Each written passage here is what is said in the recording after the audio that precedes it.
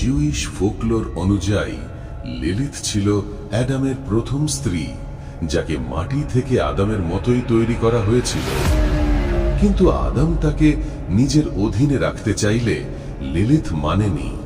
তার মতে সে আদমের মতোই তৈরি হয়েছে, তাই সে সমান অধিকার পাওয়ার যোগ্য, আর সে আদমের বশ্যতা স্বীকার করবে না বলে আদমের আজ্ঞা অমান্য করে লিলিথ গার্ডেন অফ ইডেন ছেড়ে পালিয়ে যায় এবং সমুদ্রের তীরে আশ্রয় নেয়। ঈশ্বরের দূত তাকে ফিরে আসতে বলেন, কিন্তু সে অস্বীকার করে।